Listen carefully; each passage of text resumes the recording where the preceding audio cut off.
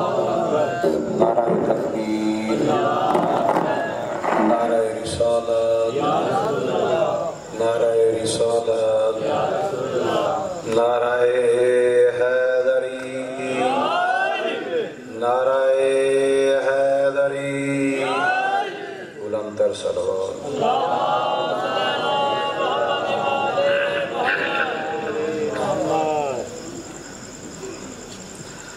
اعوذ باللہ السمیع العلیم من الشیطان اللعین الرجیم، الحمد للہ رب العالمین، والصلاة والسلام على اشرف الانبیاء والمرسلین، خیر المبشرین والمنذرین، شفیع المذنبین والمجرمین، المخاطب بطہ والیاسین، النبی المؤید والرسول المسدد ابی القاسم محمد،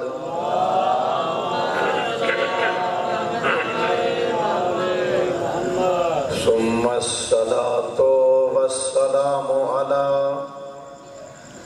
آلہ الطیبین الطاہرین المعصومین، ولعنۃ اللہ علی اعدائہم اجمعین، فقد قال اللہ تبارک و تعالی فی کتابہ المبین، وَهُوَ أَصْدَقُ الصَّادِقِينَ، وَقَوْلُهُ الْحَقُّ، بسم اللہ الرحمن الرحیم، إِنَّ اللَّهَ اصْطَفَى آدَمَ وَنُوحًا وَآلَ إِبْرَاهِيمَ وَآلَ عِمْرَانَ عَلَى الْعَالَمِينَ، وقال المعصوم علیہ السلام، السلام علیکا یا وارث آدم صفت اللہ، السلام علیکا یا وارث نوح نبی اللہ، السلام علیکا یا وارث ابراہیم خلیل اللہ، السلام علیکا یا وارث موسیٰ کلیم اللہ، السلام علیکا یا وارث عیسیٰ روح اللہ، السلام علیکا یا وارث محمد حبیب اللہ صلی اللہ علیہ۔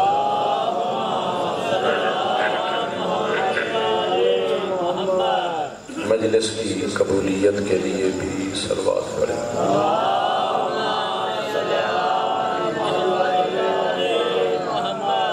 بیماروں کی صحت یابی کے لیے بھی صلوات پڑھیں۔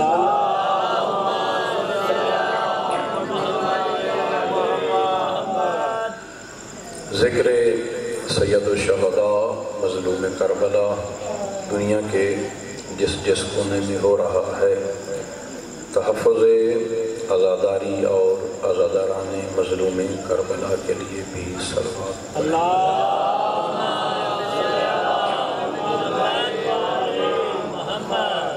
عزیزان محترم، ابواب دانش عزاداران مظلوم کربلا،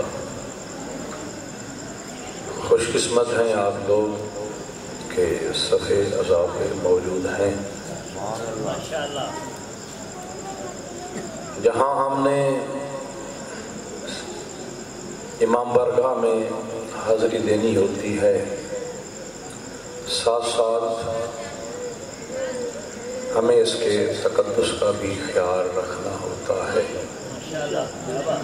اور حقیقی غم کو اپنے اوپر لاگو کرنا ہوتا ہے۔ اور یہ ضروری نہیں ہے کہ آپ فقط امام بارگاہ میں ہوں تو غم ہو، نہیں، یہاں بھی ہیں،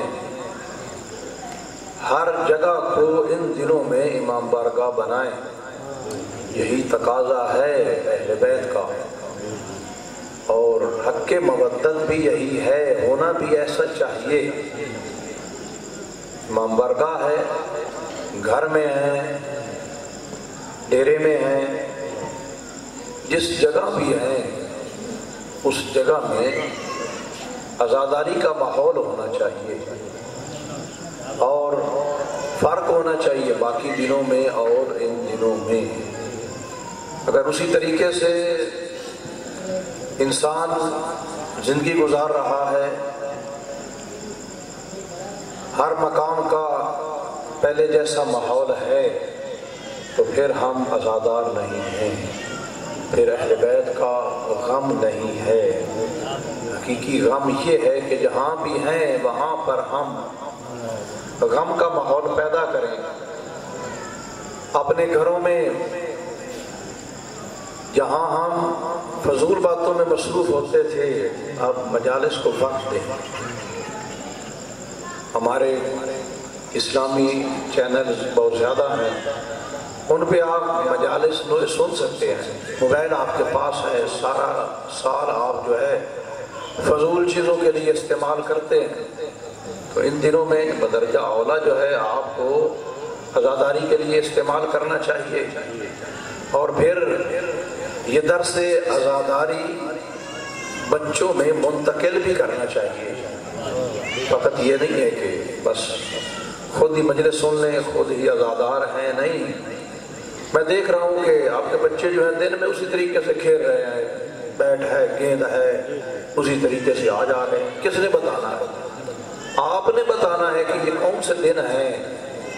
ان دنوں میں بھی فضول باتوں میں ہمارے بچے لگے رہیں، اور خاص کر ہماری مائیں بہنیں، کیونکہ زیادہ جو ہے شوق ان کو ڈرامے دیکھنے کا ہوتا ہے۔ اور ان دنوں میں افسوس کی بات ہے یہ، اور حقیقت ہے کہ اب مجلس ہے تو مجلس نہیں سنتی، ان دنوں میں بھی وہی ڈرامے پہلے جو دیکھے جا رہے ہیں وہی دیکھ رہے ہیں، شوق سے دیکھ رہے ہیں۔ بڑے افسوس کی بات ہے یہ۔ یوم حسرت جب ہوگا، افسوس ہوگا اس دن، آخرت کے دن یہ باتیں قابل افسوس ہوگی۔ کیا پھر احترام ہے اہل بیت کا؟ کیا احترام ہے ان دنوں کا کہ ہم جو ہے پہلے جیسے سارے کام کر رہے تھے، فضول کام وہ کرتے رہیں، پھر ہم بڑے عزادار ہیں، بڑے مومن ہیں، بڑی عزاداری کر رہے ہیں؟ نہیں، ایسا نہیں ہونا چاہیے، اور یہ عزاداری کی توہین ہے اس طریقے سے، اور عزاداری کی توہین بڑے گناہوں میں سے شمار ہوتی ہے۔ تو جتنا اس کا اجر زیادہ ہے، اس کے تقدس کے پامال کرنے کا گناہ بھی زیادہ ہے۔ تو اس لیے ہم جس مقام پہ ہوں، جس جگہ ہوں، اس جگہ ہمیں جو ہے وہ عزاداری کا ماحول پیدا کرنا چاہیے۔ اور پھر ان دنوں میں اچھے طریقے سے خرچ بھی کرنا چاہیے۔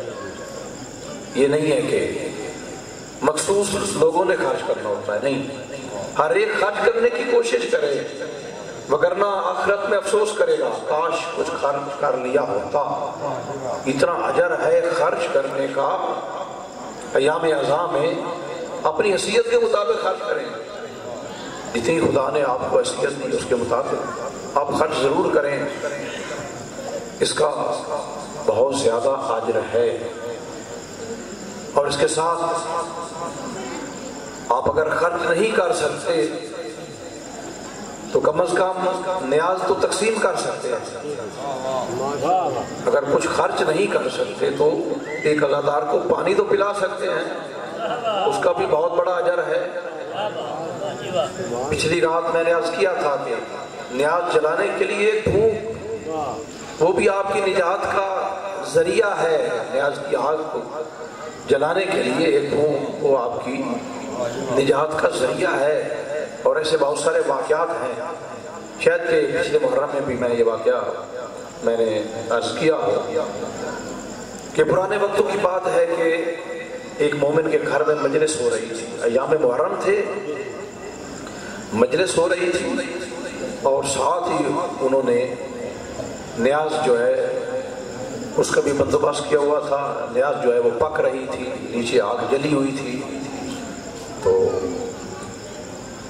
اب مجلس پڑھنے والا مجلس پڑھ رہا تھا.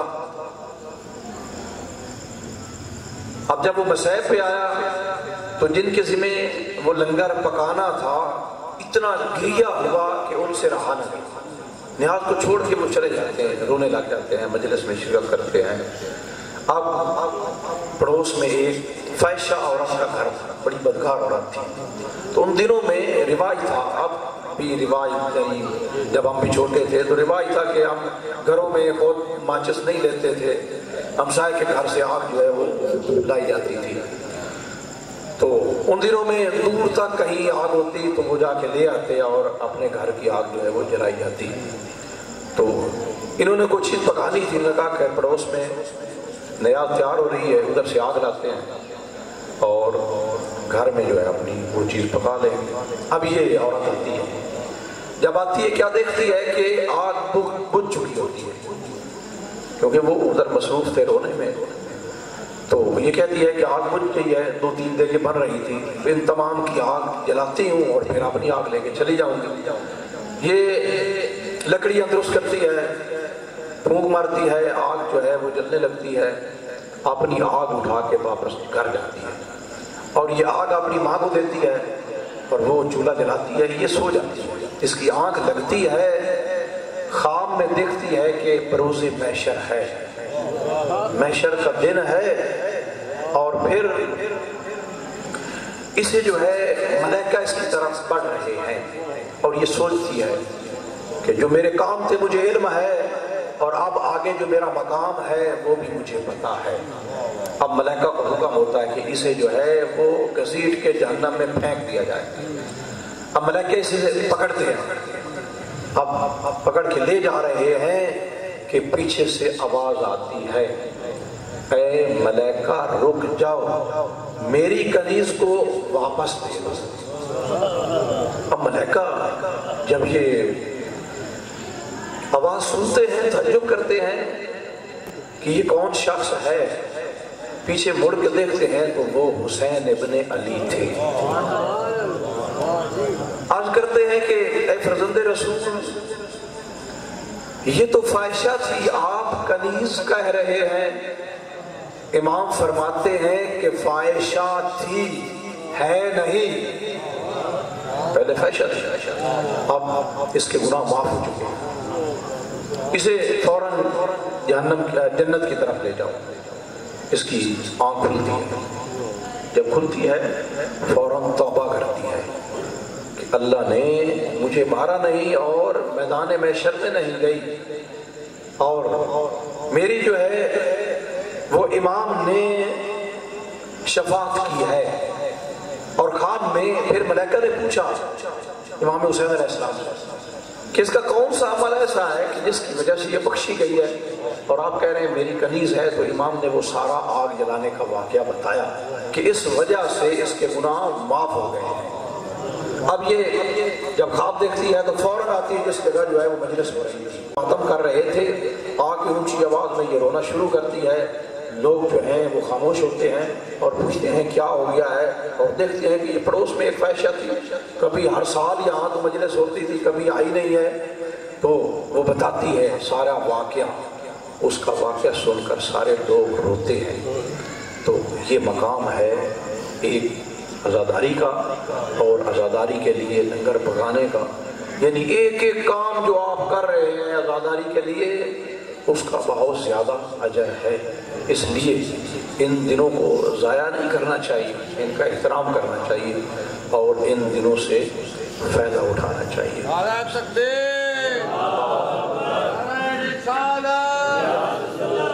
حسینیہ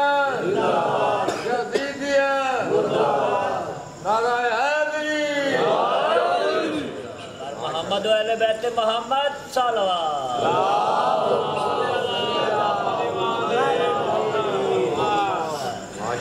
عزیزان محترم، خلافت الہیہ کے موضوع پر گفتگو ہو رہی تھی کہ خداوند عالم نے ارشاد فرمایا ان اللہ اصطفیٰ آدم نوحاً و ابراہیم نوحاً و آل ابراہیم و آل عمران علی العالمین، کہ اللہ نے چن لیا ہے. اللہ نے کس کے لیے؟ خلافت کے لیے. اللہ نے چن لیا ہے آدم کو، نوح کو، آل ابراہیم کو اور آل عمران کو تمام عالمین میں سے. کیسے آدم کو چنا؟ کہ خدا بند عالم نے حضرت آدم کو خلق کرنے کا ارادہ فرمایا. مٹی سے آپ کی خلقت ہوئی.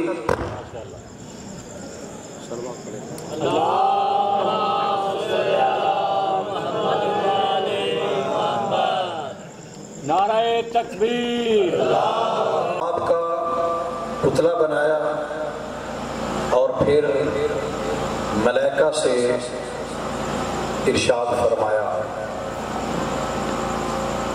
وَإِذَا سَوَّيْتُهُ فِيهِ مِن رُوحِي سَاجِدِينَ. اے میرے ملائکہ، جب میں آدم کو بنا اور سنوار لوں اور اس کے اندر اپنی روح کو پھونک دوں تو تم تمام سجدے میں گر جانا. یہ حکم ہوا ہے ملائکہ کو قرآن کریم. اب یہ حکم ہوا تو کیا ہوا؟ تمام ملائکہ سجدے میں گر گئے. تمام ملائکہ نے سجدہ کیا الا ابلیس ابا واستکبر وکان من الکافرین. ابلیس نے انکار کیا، اس نے تکبر کیا. خدا فرما رہا ہے وَكَانَ مِنَ الْكَافِرِينَ، وہ تو تھا ہی کافرین میں سے. اب دیکھیں ابلیس نہیں تھا پہلے، نام تھا عزازیل. سجدے کا حکم ہوا، انکار کیا. اب لعین، مردود، رجیم شیطان بنا. پہلے ملائکہ کا استاد تھا. اس جیسی عبادت تو کسی فرشتے نے نہیں کی، کیونکہ ابلیس خود فرشتہ نہیں ہے، جنوں میں سے ہے، جن ہے. جن ہو کے بھی فرشتوں سے زیادہ عبادت اس کی. جن ہو کے فرشتوں سے زیادہ علم ابلیس کا. ساری زندگی جو ہے نیک اعمال کرتا رہا. حضرت آدم سے اس کی عمر بھی زیادہ ہے. آدم تو اب خلق ہوئے ہیں، زندگی کا پہلا دن ہے. اور یہ ابلیس جو ہے کب سے اللہ نے اسے خلق کیا ہے، تو پالنے والے اتنی اس کی عبادتیں، اتنی اس کی عمر، اس کے باوجود فقط ایک تیری نافرمانی کی ہے تو تو نے فرمایا ہے کہ یہ کافر ہے ایک نافرمانی کی وجہ سے. تو خدا کی ذات یہ سمجھانا چاہتی ہے کہ یہاں عمر کو نہیں دیکھا جائے گا، یہاں عمر کی بات نہیں ہوگی کہ وہ کب سے ہے، اس کی عمر زیادہ ہے، کتنی اس نے عبادتیں کی ہیں، بلکہ اطاعت کو دیکھا جائے گا کہ میرا فرما بردار بھی ہے یا نہیں. اگر میری اطاعت میں ہے تو پھر اس کی عمر بھی کام آئے گی، اس کی عبادت بھی کام آئے گی. اگر اطاعت نہیں ہے تو سب کچھ رائے گاں جائے گا. تو اسی لیے یہی اطاعت فقط خدا میں نہیں ہے، بلکہ وہی خدا ارشاد فرما رہا ہے آتی اللہ و آتی وَأَطِيعُوا الرَّسُولَ وَأُولِي الْأَمْرِ مِنْكُمْ، اللہ کی اطاعت کرو. وَأَطِيعُوا الرَّسُولَ وَأُولِي الْأَمْرِ مِنْكُمْ، اور صاحب امر جو ہیں ان کی بھی اطاعت کرو. جیسے اللہ کی اطاعت کے انکار پر شیطان کافر ہو رہا ہے، اسی طریقے سے اگر کوئی رسول کی بھی اطاعت جو ہے اس کا انکاری ہو تو وہ بھی کافر ہو جائے گا. چاہے پیغمبر اسلام دوات قلم مانگے اور مانگنے پہ اگر نہ دیا جائے تو آپ دیکھیں اس کا نتیجہ کیا ہے.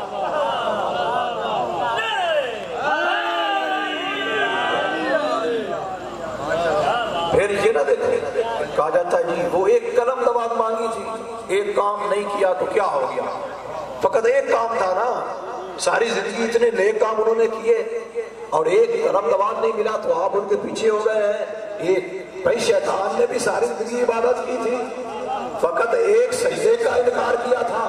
خدا اطاعت دیکھنا چاہتا ہے، یہاں بھی اطاعت دیکھی جائے گی کہ رسول کے کتنے فرما بردار ہو، رسول کی بات کس طریقے سے مان رہے ہو. اب خدا بند عالم نے جب ابلیس نے انکار کیا تو خدا نے اب اس کی طرف رخ دیا اور فرمایا یا ابلیس، اے ابلیس تو نے اسے سجدہ کرنے سے انکار کر دیا جس کو میں نے اپنے ہاتھوں سے استکبرت ام کنت من العالین، تو نے یہ تکبر کیا ہے یا تو بھی بڑے لوگوں میں سے ہو گیا ہے. سمجھے آیت کے تیور سمجھے، یعنی کچھ بڑے لوگ اس وقت موجود تھے جن پہ لازم نہیں تھا کہ وہ آدم کو سجدہ کرے. یعنی کچھ بڑے لگے موجود تھے کہ جن پر لازم نہیں تھا کہ وہ آدم کو سجدہ کرے. وہ کون بڑے لوگ تھے؟ دیکھ رہے ہیں کہ وہ بڑے لوگ کون تھے؟ وہ آل محمد تھے. اور آدم کو جو سجدہ ہو رہا تھا وہ آدم کی وجہ سے نہیں تھا، ان کا نور ان کے اندر رکھا گیا، اس نور کو سجدہ تھا.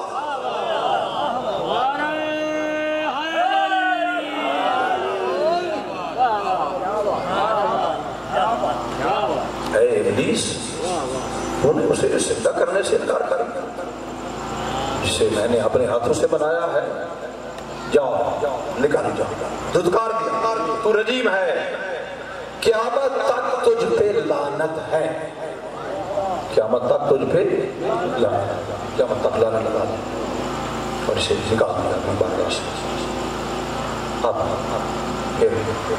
ملائکہ کی حضرت آدم خلافت بتا رہا ہوں، خلافت الہیہ کہ حقیقی خلیفہ رسول کون ہے، اس کا معیار کیا ہے. کل ذہن میں ہے نا، پچھلی گفتگو کی عرض کیا تھا کہ ہمارا فقط تمام فرقوں میں فقط اہل تشیع ہیں جن کا عقیدہ ہے کہ خلیفہ خدا بناتا ہے، نبی بھی نہیں بناتا، نبی اعلان کرتا ہے. اور ہمارے علاوہ باقی جتنے فرقے ہیں وہ کہتے ہیں کہ خلیفہ جو ہے اس کا اختیار لوگوں کو ہے. اللہ کا رسول یہ اختیار مسلمانوں کو دے گیا کہ جسے مرضی ہے خلیفہ بنائیں. تو یہ بات قرآن سے ثابت کرنی ہے کہ اب یہ اختیار اللہ کو ہے یا لوگوں کو ہے. جو کہتے ہیں کہ لوگوں کو اختیار ہے، ان کے پیار، ان کے پاس خلافت کا معیار کیا ہے، کون سی خوبیاں ہیں جن خوبیوں کی بنا پر وہ ان کو خلیفہ چن رہے ہیں. ان سے بھی سوال ہوگا، لیکن جو ہے پہلے اپنے موقف جو ہے وہ قرآن سے ثابت کرتا ہوں کہ خدا کو اختیار ہے یا اس کے علاوہ کسی اور کو اختیار ہے. تو آدم کو بنا لیا، اب ملائکہ کی طرف رخ کیا. خدا بند آدم کو فرمایا انی جاعل فی الارض خلیفہ، میں آدم کو زمین پر خلیفہ بنا کر بھیجنے والا ہوں. میں خلیفہ، انی کا معنی ہے میں، خدا کہہ رہا ہے کہ میں خلیفہ بناتا ہوں. یہ خلیفہ وہ فرشتے بھی نہیں بنا سکتے. جب خلیفے کا چناؤ کوئی معصوم فرشتہ بھی نہیں کر سکتا تو پھر یہ چناؤ کوئی خطا کار امتی کیسے کر سکتا ہے؟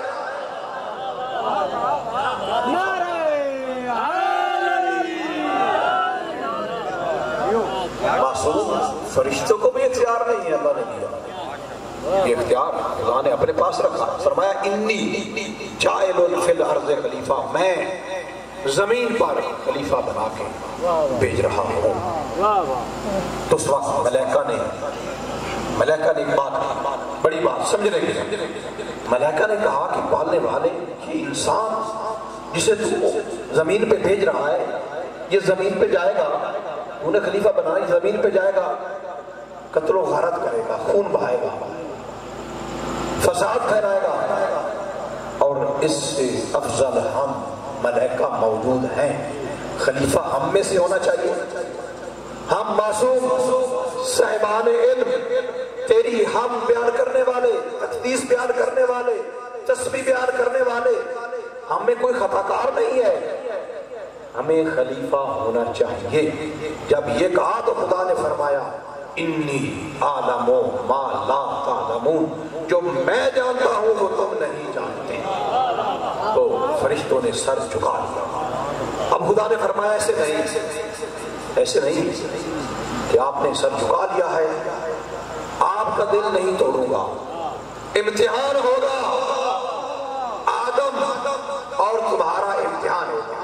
جو امتحان میں کامیاب ہوگا وہ میرا خلیفہ ہوگا، اور امتحان بھی علم کا ہوگا. ہمیں کوئی اعتراض نہیں، اسے مرضی ہے خلیفہ بناؤ، لیکن دکھاؤ تو صحیح کون سے امتحان دیے انہوں نے، کون سے علمی امتحان ان سے دیے گئے. خدا فرما رہا کہ میں امتحان لوں گا آدم سے بھی، تم ملائکہ سے بھی. جو کامیاب ہو گیا پھر فیصلہ ہو جائے گا. تو آپ ملائکہ کو بھی یہ بات اچھی لگی. ملائکہ نے تیاری کر لو. کس کی؟ امتحان کی. اے آدم تم اپنا علم لے کے آؤ، اے فرشتوں تم اپنا علم لے کے آؤ. آج میں خدا قیامت تک کے لیے خلافت کا پہلا معیار بنا رہا ہوں کہ خلافت الہیہ کا فیصلہ نمازوں سے نہیں ہوگا، علم سے ہوگا. نمازوں سے. نعرہ تکبیر، نعرہ رسالت، حسینیت، نعرہ حیدری، محمد والے محمد برکت سرور.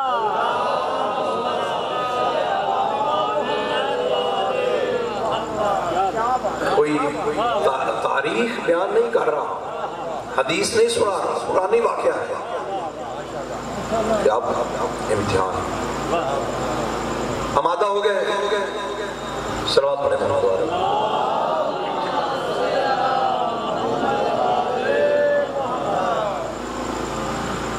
تو خداوند عالم نے 5 نور سامنے رکھے. امتحان ہے آدم اور ملائکہ. اور پھر ملائکہ سے فرمایا بتاؤ اسماء، ان نورانی ہستیاں یہ جو ہیں 5 ان کے نام بتاؤ. تو اس وقت ملائکہ جو ہے دیکھنے لگے اور کہا سبحانک لا علم لنا الا ما علمتنا. پاک ہے تیری ذات، ہم کچھ بھی نہیں جانتے، ہم تو بس اتنا جانتے ہیں جتنا تو نے ہمیں سکھایا ہے. ہم ان نورانی شخصیتوں کے بارے میں نہیں جانتے. اب خداوند عالم نے ایک مرتبہ رخ کیا حضرت آدم کی طرف. اے آدم تم بتاؤ، مجھے نہیں ان کو بتاؤ. تو ان کو بتاؤ، ان کو پڑھاؤ، مجھے نہیں ان کو پڑھاؤ. تو خلیفہ وہ ہوتا ہے جو پوچھے نہیں بتائے، جو پڑھے نہیں بلکہ پڑھائے، جو ہلاک ہو نہیں بلکہ ہلاکت سے بچائے. خلیفہ وہ نہیں ہوتا جو کہتا ہوا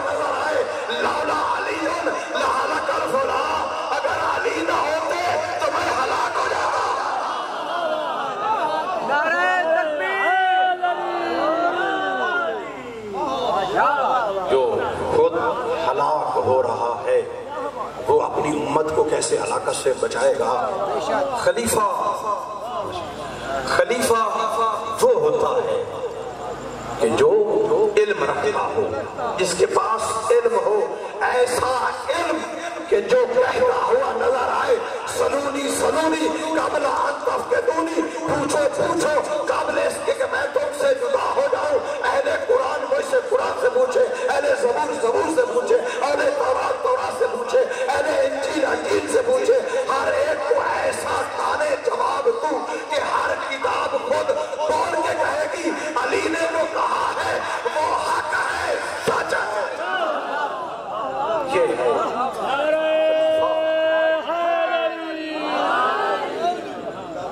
خلیفہ، وہ ہوتا ہے جس کے پاس اتنا علم ہو۔ اور یا آدم انباؤہم باسمائہم، ان کو بتاؤ یہ نام حضرت آدم نے دیکھا اور ادب سے جھکی ہوئی گردن کو بلند کیا اور پھر یا سیدی و مولائی انت محمود حاضر محمد، انت اعلی حاضر علی، انت فاطر حاضر ہی فاطمہ، انت محسن حاضر حسن، انت قدیم الاحسان حاضر حسین علیہ السلام۔ اے میرے سید و سردار، تو محمود ہے، یہ محمد ہے، تو اعلی ہے، یہ علی ہے، تو فاطر ہے، یہ فاطمہ ہے، تو محسن ہے، یہ حسن ہے، تو قدیم الاحسان ہے، یہ حسین علیہ السلام ہے۔ نعرہ تکبیر، نعرہ رسالت، حسینیت، یزیدیت، اہل بیت دشمنات اعلانت، کل ایمان نعرہ زیادہ ہو چکا ہے۔ کل ایک باپ کی شہادت کا تذکر کیا تھا، آج مجھے اسی باپ کے 2 فرزندوں کی شہادت کا تذکر کرنا ہے۔ کاش یہ دونوں فرزند اپنے باپ حضرت مسلم کے ساتھ کوفہ نہ آئے ہوتے، اتنی بے دردی کے ساتھ ان کو شہید نہ کیا جاتا۔ دیکھیں کربلا میں جو شہید ہوئے ہیں، جب بھی میدان میں جاتے تھے پیچھے مولا غازی عباس ہوتے تھے، علی اکبر ہوتے تھے، حضرت قاسم ہوتے تھے، امام حسین ہوتے تھے، لیکن یہ عالم بے کسی میں شہید ہوئے ہیں۔ انتہائی غربت کی شہادت ہے دو شہزادوں کی، زندان میں ہیں۔ دروغ زندان میں پتہ چلتا ہے کہ حضرت مسلم کے بیٹے، اور یہ آتا ہے اپنی سفید ریش ان کے پاؤں کے تلووں کے ساتھ مس کرتا، گریا کرتا۔ یہ شہزادے پوچھتے ہیں آج ایک عجیب سلوک ہے، پہلے تو ہمیں صحیح طریقے سے نہ کھانا دیتا تھا نہ پانی دیتا تھا، آج رو رہا ہے، گریا کر رہا ہے، کوئی مشکل ہے؟ شہزادوں تمہارے باپ شہید ہو چکے ہیں، ان کی لاش کو کوفے کی گلیوں کے اندر پھیلایا گیا ہے۔ مجھے علم نہیں تھا کہ گھرانہ اہل بیت کے آپ 2 شہزادے ہیں۔ اپنے بیٹے کو کہتا ہے رات کی طریقے میں کہ ابھی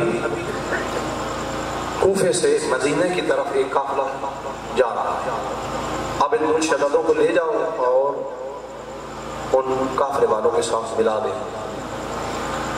اب یہ آتا ہے، کیا دیکھتا ہے کہ کوفہ کے پیر وہ قافلہ جو ہے روانہ ہو چکا، لیکن دور سے نظر آ رہا تھا۔ یہ کہتا ہے کہ کوفے کے حالات بہت خراب ہیں، میں آگے نہیں جانا چاہتا، وہ قافلہ نظر آ رہا ہے، آپ جلدی سے مل جائیں۔ یہ بچے تھے بیچارے، دوڑتے رہے، لیکن اسی جنگل کے اندر راستہ بھول گئے۔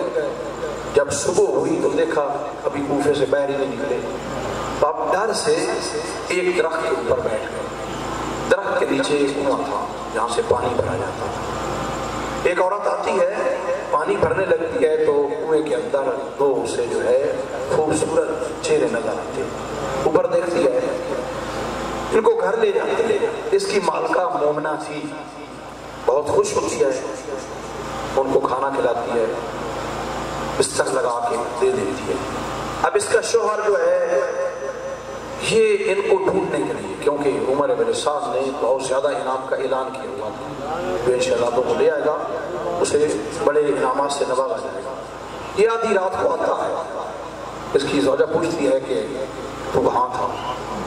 کہتا ہے کہ میں اس طریقے سے مسلم کے بیٹے جو ہیں وہ زندان سے بھاگ گئے، ان کو تلاش کرنے کے لیے گیا تھا۔ یہ دل ہی دل میں ہاتھ دعا کے لیے اٹھاتی ہے کہ پالنے والے میرے مہمانوں کی خیریت ہو۔ رات کو بچے سوتے ہیں، خواب دیکھتے ہیں، بڑا خواب دیکھتا ہے، نانا محمد ہیں، نانا علی ہیں، اور چھوٹا جو ہے وہ خواب میں اپنے باپ حضرت مسلم کو دیکھتا ہے، اور یہ ہستیاں فرما رہی ہیں کہ اے میرے شہزادوں ہم آپ کو لینے آئے ہیں۔ آنکھ کھلتی ہے، فہمیدہ کرانے کے بچے تھے، سمجھ جاتے ہیں کہ ہماری موت قریب ہے۔ اب ایک دوسرے کی گلے میں پناہ ڈال کر رونا شروع کرتے ہیں۔ آواز بلند ہوتی ہے، وہ لعین پہلے بے قرار تھا، اسے تو نیند نہیں آ رہی تھی نام کے لالچ میں، جب آواز سنتا ہے تو آواز کی طرف آتا ہے، دیوار کا سہارا لے کر ان دونوں شہزادوں کو بالوں سے پکڑتا ہے، رخساروں پہ ظلم کرتا ہے، ساری رات یہ ستون کے ساتھ ان کو باندھ رکھتا ہے، اور صبح ہوتی ہے۔ یہ کیسی صبح تھی کہ پرندوں نے چہچہانا چھوڑ دیا، ان بچوں کی مظلومیت پہ وہ گریہ کر رہے تھے، اور سورج نے اپنا منہ بادلوں میں چھپا لیا تھا۔ اب یہ ان کو کھولتا ہے، اپنے غلام کو ساتھ لیتا ہے، اور اپنے غلام کو کہتا ہے دریا کے کنارے کے ان کو قتل کرو، آپ کو انعام دوں گا۔ یہ ان شہزادوں کو لے کر چلتا ہے، دل میں سوچتا ہے ایک طرف آقا کا حکم ہے اور دوسری طرف جہنم ہے، فرزند اپنے رسول کو بروز محشر کیا منہ دکھاؤں گا؟ تو تلوار پھینکتا ہے اور دریا میں ڈوب کے مر جاتا ہے۔ اس کے بعد یہ خود تلوار اٹھاتا ہے اور شہزادوں کی طرف بڑھتا ہے۔ یہ شہزادے کہتے ہیں کہ اے لعین، ساری رات تو نے ہمیں باندھ رکھا اور ہماری صبح کی نماز قضا ہو گئی ہے، ہمیں 2 رکعت نماز ادا کرنے دے۔ دیکھو عزادارو، نماز کی کتنی اہمیت ہے، شہادت ان کے لیے تھی، معصوم تھے، ان پہ واجب بھی نہیں ہے، ہمیں بتا رہے ہیں کہ نماز کی کتنی اہمیت ہے، عزادار ہے، لیکن ہمیں دیکھنا چاہیے کہ اسی نماز کے لیے حضرت مسلم کے بیٹے قربان ہو رہے ہیں۔ یہ نماز تھی، امام حسین علیہ السلام آخری وقت بھی نماز نہیں بھولے، آخری وقت میں بھی اذان علی اکبر، دیکھیں اذان تو پڑھی جاتی ہے، پڑھنے والے بھی پڑھتے ہیں، سننے والے سنتے بھی ہیں۔ افسوس کی بات ہے، کیا شہزادہ علی اکبر نے کربلا کے میدان میں نماز اذان کے بعد نماز نہیں پڑھی تھی؟ یہ نماز کی توہین ہے، یہ ذکر کی توہین ہے کہ انسان شہزادہ علی اکبر کی اذان کا مسائب پڑھے اور پھر نماز نہ پڑھے۔ نہیں، نماز نہیں تو کچھ بھی نہیں ہے، نماز کے ساتھ عزاداری ہے، عزاداری کے ساتھ نماز ہے، دونوں لازم ملزوم ہیں۔ تو شہزادوں نے کہا کہ ہم نے نماز پڑھنی ہے، نماز پڑھی، اور اس کے بعد یہ خنجر لہراتا ہوا بڑے شہزادے کی طرف بڑھتا ہے، تو اتنے میں چھوٹا شہزادہ آگے آتا ہے، اے لعین، بڑے بھائی باپ کی جگہ ہوتے ہیں۔ اب یہ چھوٹے کی طرح بڑھتا ہے تو بڑا آگے آ جاتا ہے، اے لعین، جب گھر سے چلے تھے اماں نے میرے حوالے کیا تھا، اسی کشمکش میں تلوار چلتی ہے، بڑے شہزادے کا سر تن سے جدا ہوتا ہے، یہ ان کے لاش کو اٹھاتا ہے، دریا کے حوالے کرتا ہے، لیکن لاشا رکا رہتا ہے۔ اب چھوٹے کی طرح بڑھتا ہے، گھٹنا ٹیکتا ہے، تلوار کا ایسا وار کہ لاشا تڑپ کے رہ جاتا ہے، اس کا لاشا اٹھاتا ہے، دریا کے حوالے کرتا ہے۔ بڑے بھائی نے باہیں کھول دی، آؤ میرے چھوٹے بھیا، انا للہ و انا الیہ